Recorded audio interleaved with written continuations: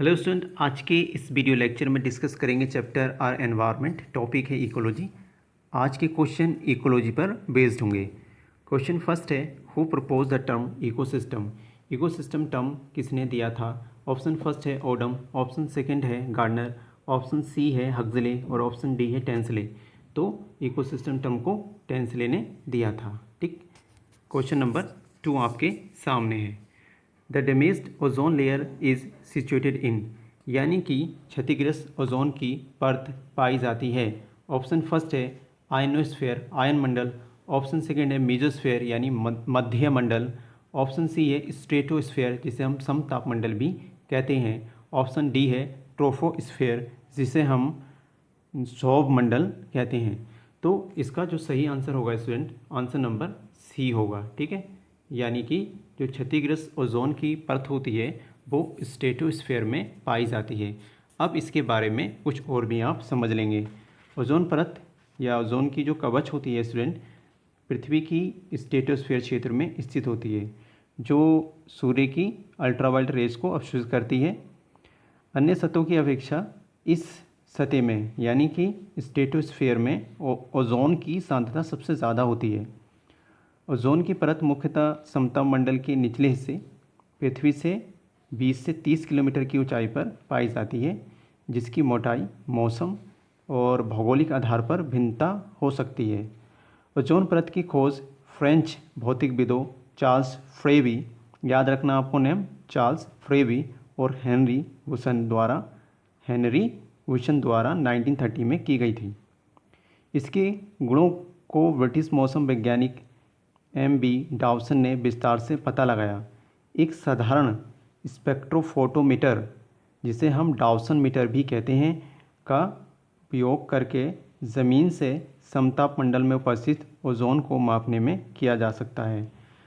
Dawson unit इसके मात्रक के रूप में यूज़ होती है। एक डावसन इक्वल्स टू होता है स्टूडेंट 10 माइक्रोमीटर मोटी गैस की परत को प्रदर्शित करता है। ओजोन परत 97 से 99% पराबैंगनी किरणों को अवशोषित करती है, जिससे कि पृथ्वी पर रहने वाले लोगों की सुरक्षा संभव हो पाती है। संयुक्त राष्ट्र महासभा ने 16 सितंबर को, आपको ध्यान रखना है, 16 सितंबर को ओजोन दिवस, ओजोन संरक्षण दिवस के रूप में घोषित किया। ठीक, तो हम बढ़ते हैं आगे। क्वेश्चन नंबर 3 आपके सामने है। ग्रीन हाउस इफेक्ट में be mainly a cause of. Option first है rise in the sea level, option second rise in desert land, option C है rise in the soil level और ऑप्शन डी है rise in snowfall. यानी कि green house से मुख्यतः क्या होता है, तो आपको याद रखना है ग्रीन हाउस की वजह से, ग्रीन हाउस इफेक्ट की वजह से राइज इन सी लेवल, समुद्र का स्तर बढ़ जाता है। अब इसके बारे में आप और भी समझ लेंगे। ग्रीन हाउस इफेक्ट से उत्पन्न संकट किसी एक देश की समस्या नहीं है, ठीक है, बल्कि ये एक विश्वव्यापी पर्यावरण समस्या है। वायुमंडल में CO2 की मात्रा में वृद्धि के कारण विगत 50 वर्षों में पृथ्वी के औसत तापमान में 1 डिग्री सेल्सियस, आपको ध्यान रखना है कि 1 डिग्री सेल्सियस की वृद्धि हो चुकी है। ये अनुमान है कि ग्रीन हाउस प्रभाव की यही स्थिति रही तो सन 2050 तक पृथ्वी के तापक्रम में लगभग 4 डिग्री सेल्सियस, कितने, आपको यहाँ पे ध्यान रखना है कि 4 डिग्री सेल्सियस की वृद्धि हो जाएगी, जिससे आर्कटिक तथा अंटार्कटिका के विशाल हिमखंड पिघल जाएंगे और ये पिघल कर समुद्र में गिरेंगे। समुद्र के जल स्तर में 10 इंच से 5 फीट तक की वृद्धि हो जाएगी। इसका रिजल्ट ये होगा कि प्रायः सभी समुद्र तटीय नगर समुद्र में डूब जाएंगे। ठीक है, तो यहाँ से आपने ग्रीन हाउस इफेक्ट से इतना समझ लिया। अब पढ़ते हैं हम आगे।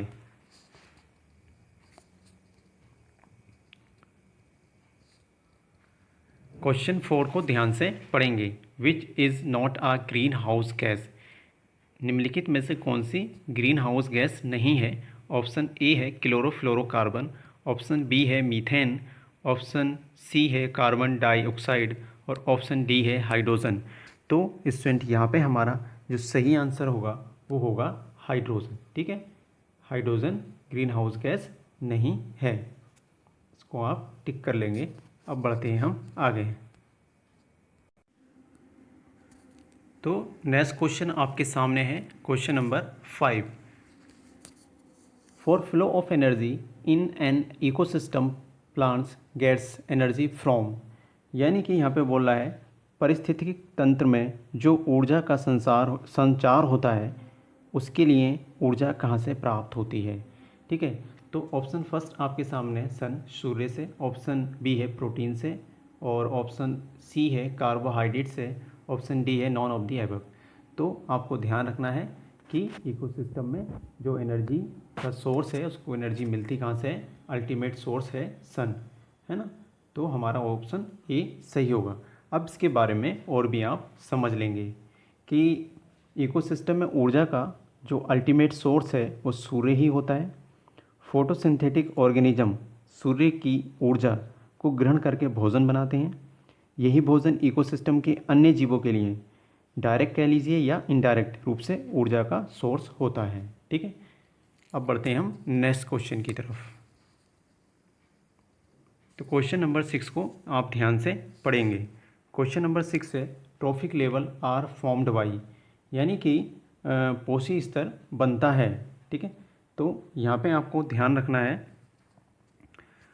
ऑप्शन फर्स्ट है ओनली प्लांट्स, सिर्फ पौधों से। ऑप्शन बी है ओनली एनिमल्स, सिर्फ जानवरों से, है ना। ऑप्शन सी है ओनली कार्निवोरस, सिर्फ कार्निवोरस से। ऑप्शन डी है organisms linked in food chain. तो ट्रॉफिक लेवल किससे बनेगा? हमारा जो सही आंसर होगा स्टूडेंट, जीव जब एक फूड चेन बनाते हैं तो उससे क्या बनता है, एक पोषी स्तर का निर्माण होता है। ऑप्शन डी जो है हमारा सही होगा, organism linked in food chain, यानी कि आहार श्रृंखला में एक दूसरे से जुड़े जीवों से। ठीक है, अब इसके बारे में आप और भी समझ लेंगे।